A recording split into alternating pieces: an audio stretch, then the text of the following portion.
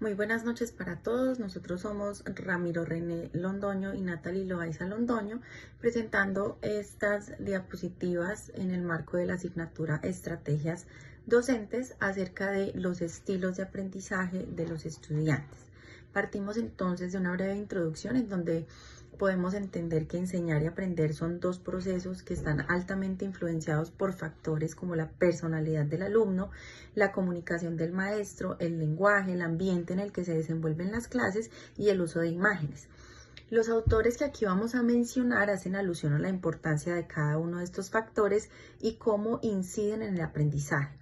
En conjunto, todos los estudios presentados en esta actividad pues nos permiten entender que el aprendizaje no se da de una manera aislada, sino que integra muchas dimensiones que provienen de aspectos personales, comunicativos, por supuesto de contexto y simbólicos.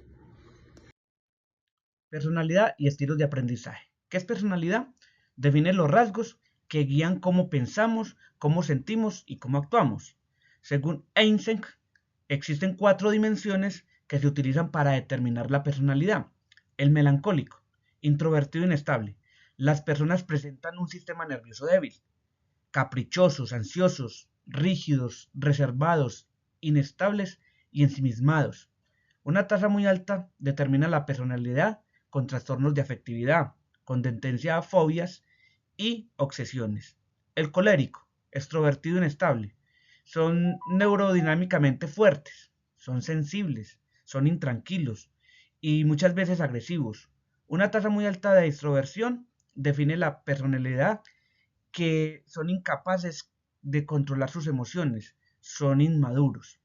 El sanguíneo, el extrovertido estable, neurodinámicamente son fuertes, son equilibrados, movilidad rápida, son sociables, son líderes de gran producción. Una alta tasa de esta dimensión extrovertida puede determinar diseminación y desorden en las actividades.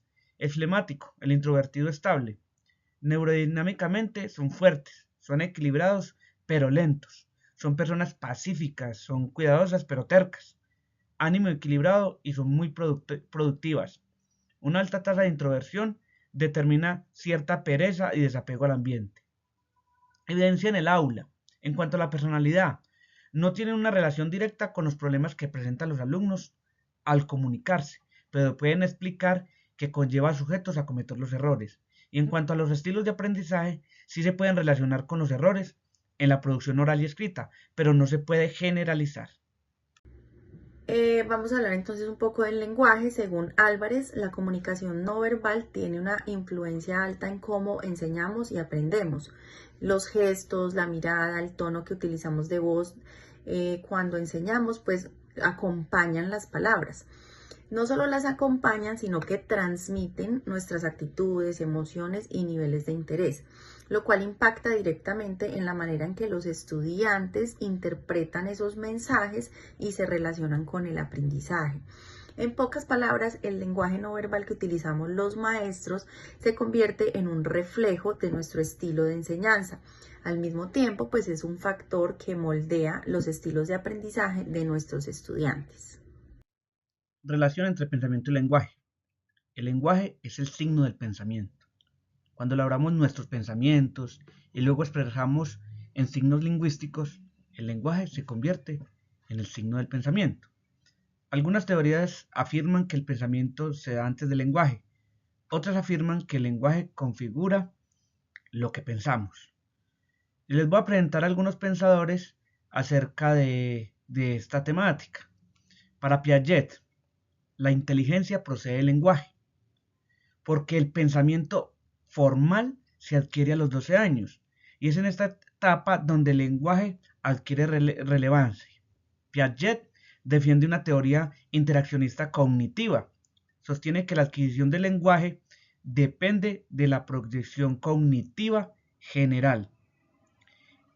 Skinner presenta un pensamiento o tiene un pensamiento conductista. La actividad lingüística se desarrolla gracias al aprendizaje por imitación. Chomsky afirma que cada individuo posee una estructura innata que potencialmente contiene el lenguaje. Vygotsky tiene un planteamiento interaccionista. Dice que las funciones del pensamiento, lenguaje y razonamiento se desarrollan y cambian debido a su interrelación. El lenguaje cumple una función de mediación entre el pensamiento y la acción. Sapir-Whorf, en su relativismo lingüístico, nos afirma que el pensamiento depende del lenguaje. La mentalidad y la forma de actuar están determinados por la lengua que se habla. Brunner afirma que el lenguaje se utiliza para guiar el pensamiento y la acción para resolver tareas concretas, pero también abstractas. Mounian tiene una dificultad en separar el pensamiento y el lenguaje. Él afirma que el lenguaje contiene y expresa el pensamiento, y el pensamiento necesita del lenguaje. En relación al ambiente, Ruiz y Sánchez señalan que los profesores universitarios reconocen la importancia de los estilos de aprendizaje, pero en muchas ocasiones no los aplican de una manera consciente dentro del aula. El ambiente educativo entonces cumple un papel fundamental aquí, porque cuando el clima es flexible, participativo y es motivador para el alumno, pues ellos desarrollan mejor sus propias formas de aprender. En modo contrario, un ambiente rígido, poco empático, pues limita la participación y la autonomía de los estudiantes. Por eso el entorno de aprendizaje es tan importante como el método o el contenido. Hablemos un poco de las imágenes. Allí Rigo nos invita a reflexionar sobre el poder de las imágenes en la educación. No se trata solo de utilizar imágenes para decorar o para ilustrar algo que queremos enseñar, sino de enseñar a pensar a través de las imágenes. Estas imágenes estimulan la observación, la interpretación crítica, la creatividad, la innovación y sobre todo permite que nuestros estudiantes aprendan de manera más significativa. Este enfoque representa un desafío para todos los maestros porque deben aprender a integrar el lenguaje visual en sus herramientas activas de aprendizaje, no como un simple complemento del texto o la palabra, sino como una herramienta que puede contribuir a mejorar los procesos de aprendizaje en los estudiantes. Como conclusión, se dice que la personalidad ofrece un marco relativamente estable que orienta cómo cada estudiante se aproxima al aprendizaje, pero no determina su desempeño ni explica por sí sola los errores.